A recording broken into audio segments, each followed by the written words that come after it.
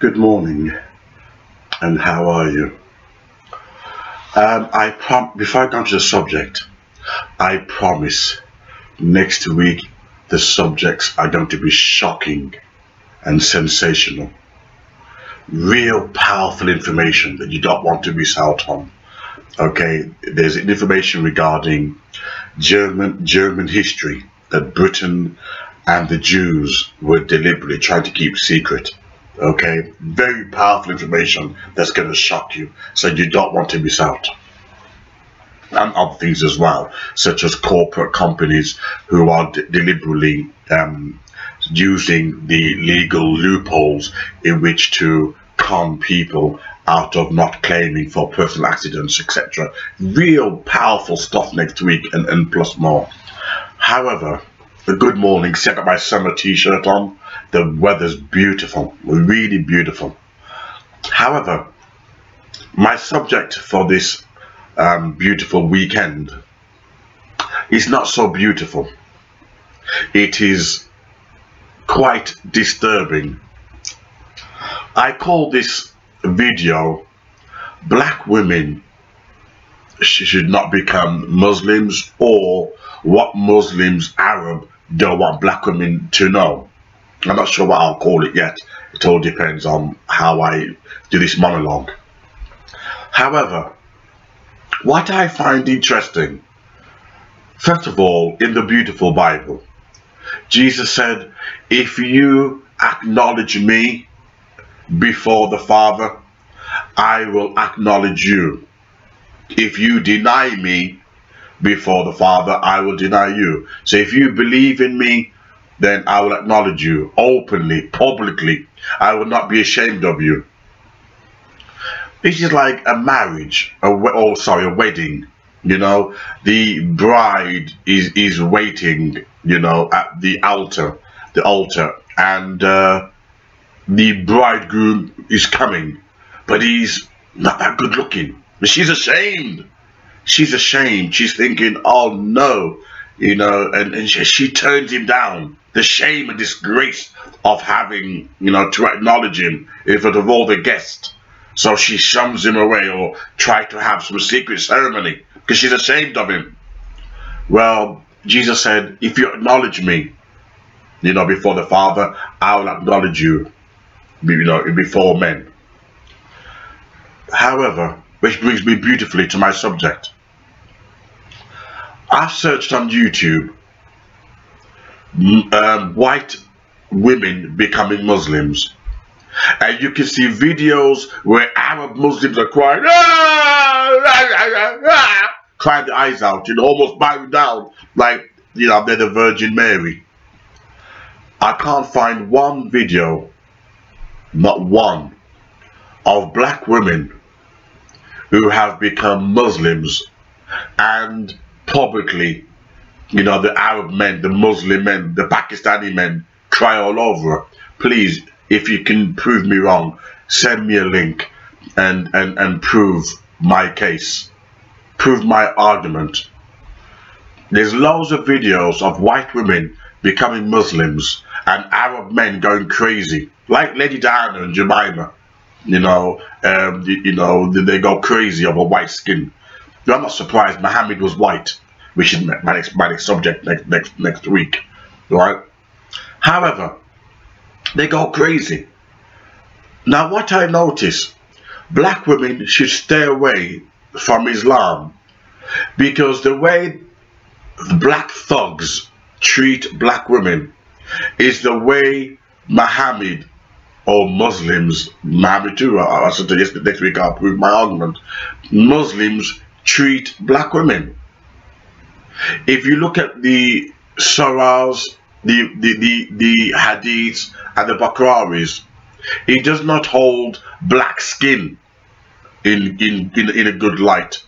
So therefore, hence why you don't see Arab men or Muslim men falling over themselves, you know, when black women become Muslims. It's almost a silent convert. You're just a rat, you know, keep you in a corner. We're ashamed of you. The only time when a black Muslim woman is openly acknowledged is when they're tearing her legs apart to circumcise her as a baby. Give her vaginal circumcision. I don't know of any other white woman who can circumcise, but the black woman, they give the pain to. The pain and humiliation and disgrace. But the white woman, they hold her tenderly. So it begs to differ. Why would black females want to become Muslims when they know full well that white skin and white women are regarded, I'll send you a link to prove my argument, right, are regarded better than the black woman? You know, Muslim men will say, oh, you know, but one thing I realize with Muslims, they never stick to the subject. They go, let me give an example. I made a video last week where I says that Muslim men do not honor Christ. Why? When the Western world, you know, slander his name, like by LGBT and the homosexual agenda, you know, when they slander him, and the Jewish Wing of the Opera, you know, blaspheme his name. I've never seen one Muslim, not one, take to the streets. And you know something? Not only one stupid Muslim. It's so silly. You know, I didn't even deal with the context, so I just deleted his comment. If you can't deal with the subject, I'll delete you. It's as simple as that. You know, in the Quran, it says, you know, we made them tribes and differences. They totally overlook the cultural racism they've got. They totally overlook the hadiths, the Bukhari's, and even the Quran, where Muhammad says, if you see a black man, he's the devil. Black skin means the devil. Abd, according to what's his name? Bin Laden, is it Bin Laden? Yeah, Bin Laden said that the word for slave in Arabic is abd, which means black. All that, they totally hoodwink black people. They totally hoodwink us. Oh, the white man's racist. Come to Islam. Come to Islam. Not realizing, I'll send links later, that the Muslims today have the biggest African slave trade in Darfur. Right? However, I'm sidetracking. Right? If black women really knew what Arab, Pakistani Muslim really think about them, they would not even touch that religion with a barge pole. But that's what happens when you're so fixated upon white racism. You're so fixated upon the white slave trade that you jump from one frying pan into another, a worse one. White women become Muslims and they're crying, oh, they're crying all over the place, ah! But I can't find one video where the same honor and respect is given to black women who become Muslims. She's hushed in the corner, having her vagina circumcised. Every kind of strange ritual. The way the black man dishonor the black woman is the same way Muslims dishonor her. They put the white woman on the pedestal for the whole world to see, look at my trophy. But when it comes to the black woman, they push her aside. Black woman, you need to wake up. You need to wake up. I'm afraid when it comes down to it, the Muslim men and black men regard white skin, which is my video next week as well. In secret, the Muslim men and black men regard white skin to right? They regard white skin to have more value than black skin. And that is a fact.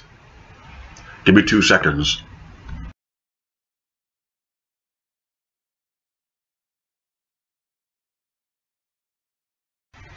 I agree. I don't want to judge her by what she's wearing.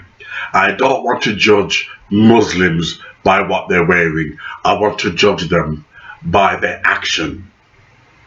I want to judge them by their action. So please look at the next clips.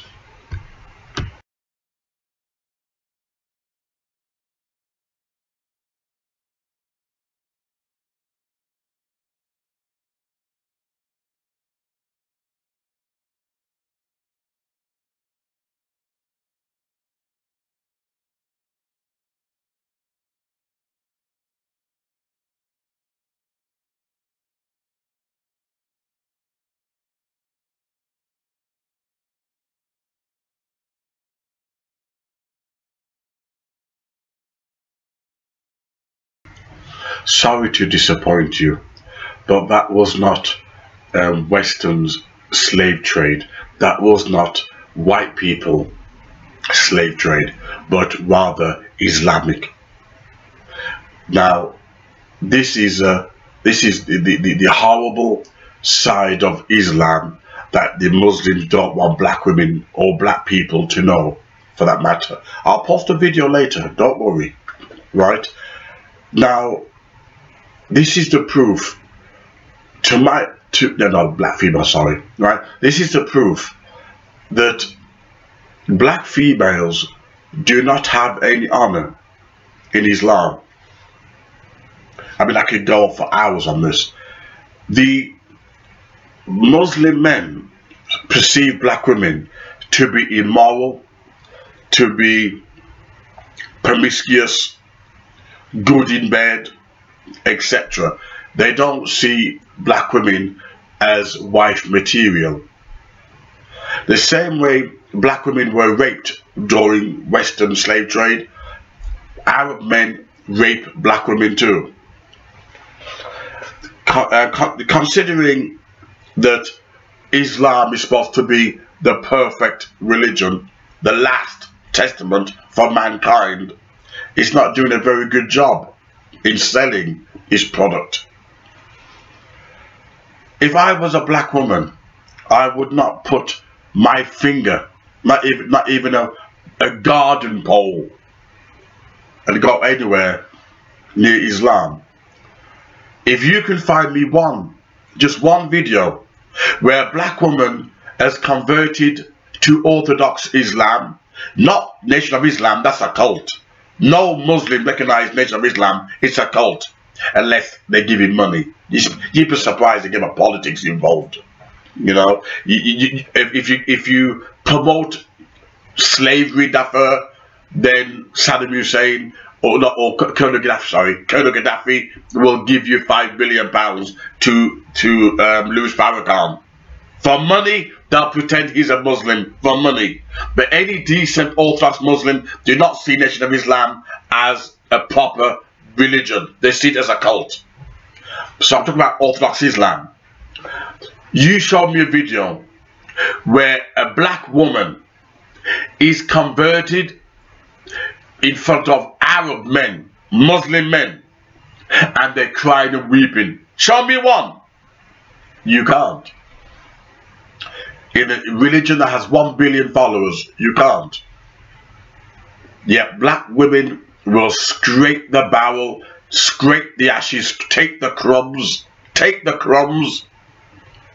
Just look, black women have been taking crumbs from black thugs, taking crumbs and scraps. Then now you take another set of crumbs, Islam.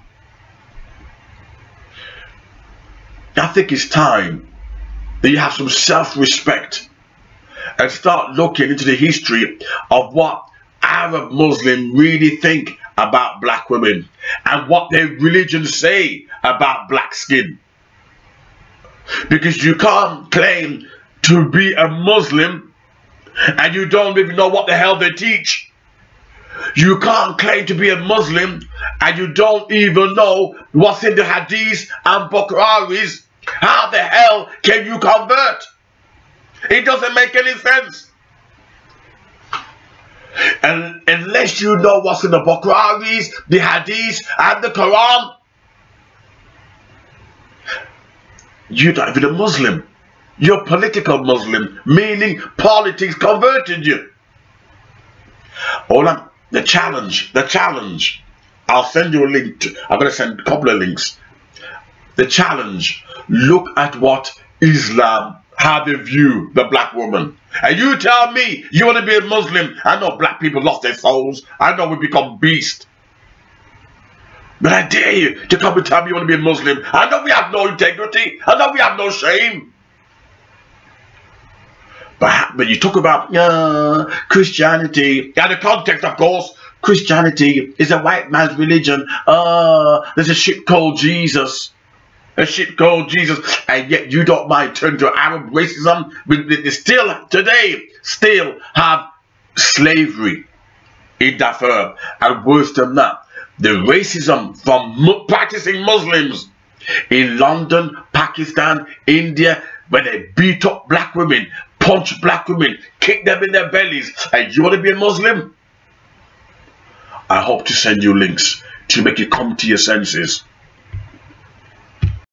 Hi guys, I hope you're all well. This is another Habiba Talks video. As you can tell from the subject or the title of this video, it's quite a serious one, and it's one I feel very strongly about.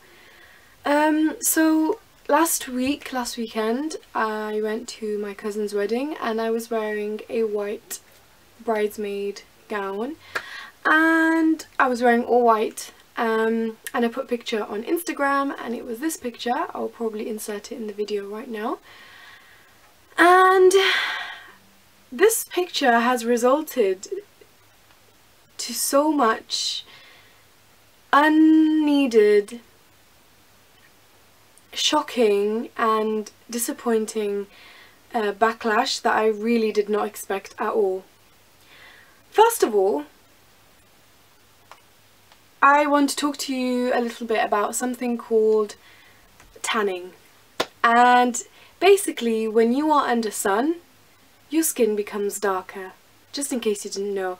I went to Malaysia, Turkey and Lebanon in the span of 2 to 3 months.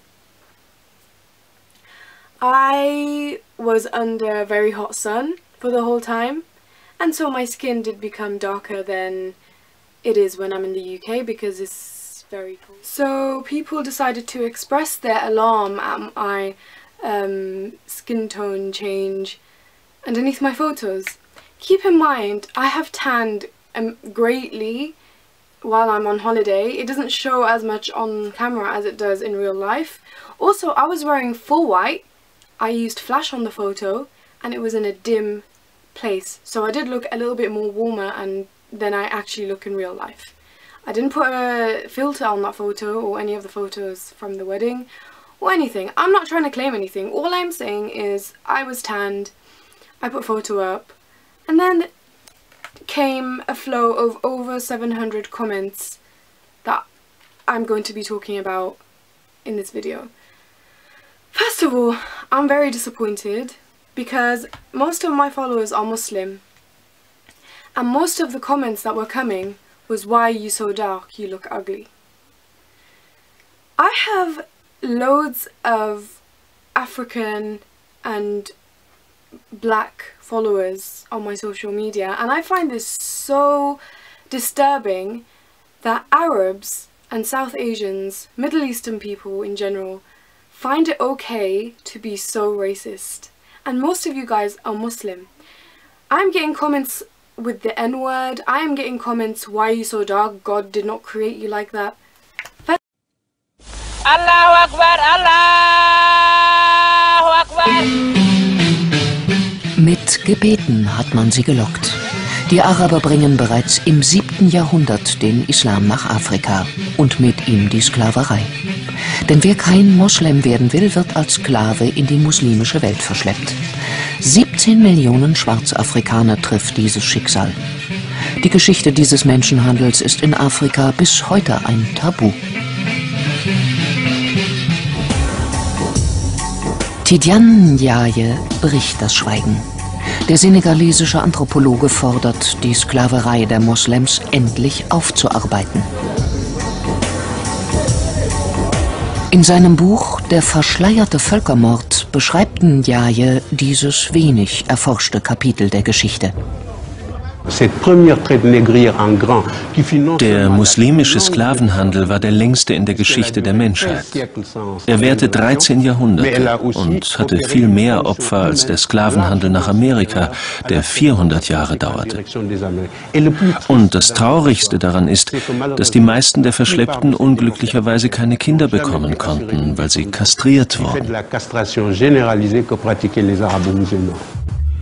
In die arabische Welt, in die Türkei, nach Persien und nach Indien werden die Schwarzafrikaner verschifft. Oder sie werden durch die Sahara nach Nordafrika getrieben. Viele sterben schon bei den Überfällen auf die Dörfer, viele an den Strapazen des Transports. Wer auf den Sklavenmärkten ankommt, wird kastriert. Laut Ndiaye überlebt nur einer von 5 diese gefährliche Operation. Die grausame Prozedur trifft alle, die Männer, die auf Plantagen oder im Bergbau schuften, ebenso wie die, die im Haushalt arbeiten oder die Harems bewachen. Diese Eunuchen findet man noch Anfang des 20. Jahrhunderts. Die Araber und die Nordafrikaner waren Rassisten. Sie verachteten die Schwarzen. Deshalb wollten sie nicht, dass sie in ihren Ländern Kinder zeugten. Das erklärt, warum es dort heute keine starke schwarze Diaspora gibt wie in den USA, die eine Aufarbeitung dieser Geschichte fordert und eine Wiedergutmachung. An die Sklaverei der Europäer wird auf der senegalesischen Insel Gorée erinnert. Hier wurden Tausende eingepfercht und nach Amerika verschifft. Solche Erinnerungsorte forderten Ndiaye auch für den brutalen Menschenhandel der Moslems. Der ist für ihn ein Völkermord, denn ein Volk von Kastrierten kann keine Nachkommen zeugen und stirbt zwangsläufig aus. Die Versklavung geschah übrigens im Namen Allahs. Der Koran hat die Sklaverei niemals unterbunden. Im Gegenteil, es gibt viele Stellen im Koran, die die Versklavung von Nichtmuslimen empfehlen. Und im Gegensatz zur Ächtung der Sklaverei im Europa der Aufklärung gab es nie auch nur einen arabischen Intellektuellen, der sich je für die Sache der Schwarzen eingesetzt hat. Im Sudan rufen die Araber schon im 7. Jahrhundert den Dschihad, den heiligen Krieg gegen die Schwarzen, aus. Noch heute werden hier Tausende von ihren eigenen Landsleuten versklavt. Viele Afrikaner beten in Moscheen, obwohl ihre Vorfahren im Namen des Islam geknechtet wurden. Über Jahrhunderte wurden afrikanische Könige gezwungen, sich dem Islam zu unterwerfen und noch dazu Sklaven als Schutzgeld auszuliefern. Durch die Islamisierung wurden die afrikanischen Könige zu Mittätern. Wer sich dem Islam unterwarf, konnte der Versklavung theoretisch entgehen. Wer kein Moslem werden wollte, sollte gezielt gejagt werden. Das war der Grund für die Kollaboration und das entfachte viele Kriege zwischen den afrikanischen Völkern. Die Europäer schauen bis ins frühe 20. Jahrhundert zu. Obwohl sie den Menschenhandel längst verboten haben, dulden ihn die Kolonialarmeen vor Ort.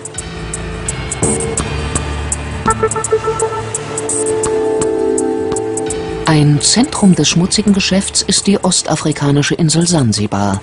Hier landen die Menschen nach dem Verbot der Sklaverei in unterirdischen Verliesen. Den berüchtigten Tipu Tip macht der Menschenhandel zum zweitreichsten Mann Sansibars. Noch nach 1920 schuften Sklaven auf den Plantagen der Insel. 13 Jahrhunderte Sklaverei aufarbeiten, dafür gibt es offenbar weder in Afrika noch in der islamischen Welt Bereitschaft. Es gibt eine Solidarität zwischen den Afrikanern und den Arabern wegen der gemeinsamen Religion, dem Islam. Man zieht es vor, über diese schmerzhafte Geschichte nicht zu sprechen. Man richtet die Aufmerksamkeit lieber auf die Schuldigen, die alle schon kennen, die Europäer und die Amerikaner. Tidiane Ndiaye will das nicht hinnehmen. Weder als Intellektueller noch als Enkel eines senegalesischen Königs. Und auch nicht als Moslem.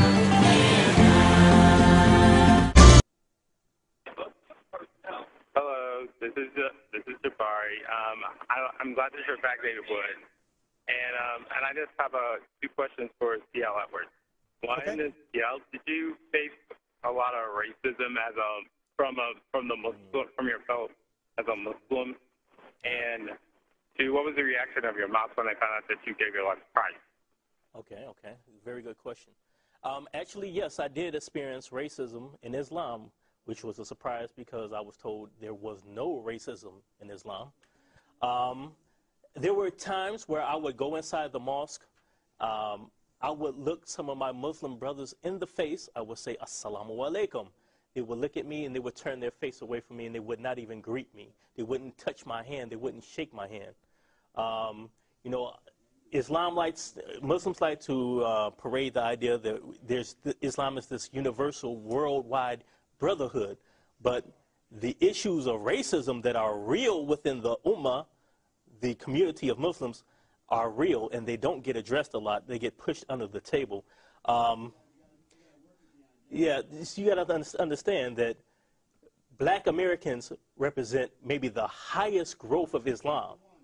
They are converting to Islam in droves, but you rarely see a black person given leadership in an Islamic organization like INSNA or MSA, any of these type of things. Another incident, I'll tell you this true incident that happened to a friend of mine in Toronto. He was friends with an Indian gentleman, two Muslims. He asked him, I want to marry your sister. This destroyed their friendship. They stopped speaking, the Indian brother stopped speaking to him because he was black and he would not give his sister in marriage to this Muslim, even though he thought he was a good Muslim. He wouldn't give this man his sister in marriage. So there's a lot of stuff like this that goes on in Islam. Garbage collectors in the capital Sana'a in green uniforms, distinguished by their dark skin, they are the untouchables of Yemen. They are known as the Akhdam, an Arabic name for servants. They prefer to be called the marginalized ones, a caste languishing at Yemen's lowest social order. This is where they live, in slums on the edge of the city. This is where 6 families live together in the complete absence of basic living conditions. There's a growing sense among these people that there's nothing they can do to change the pervasive culture of prejudice and discrimination. Ali Mahdi shows the dark and poorly furnished room where he lives with his wife and children. In the rainy seasons, it floods, and during the horrid heat, life becomes impossible. My message to the world is please help us. We are all sick because of the filth and dirt and the severe poverty. This is not a decent life. We are Muslims like all Yemenis. We deserve a better life than this. Nu'man is an activist. He has been fighting for years to improve the rights of his own people. Inspired by the American civil rights leader Martin Luther King, he is urging skeptics to show patience in the fight against stigma. The only way to eliminate the stereotypes is to take action. The Akhdam have to understand that it is they who have to fight for their rights. We are Yemenis. The Constitution gives us the right to own a house and to go to school. However, rights are never granted. One must fight for them. Mujahid is a local leader. He says government promises to build houses for the Akhdam were but empty words. He worries more about the future of the children. Mistreated at school, they drop out at an early age, only to find themselves confined to scavenging or clearing away human waste to earn a living. A thorny path for a caste on the fringes of Yemeni society. Hashim Ahbara, Al Jazeera, Sana'a.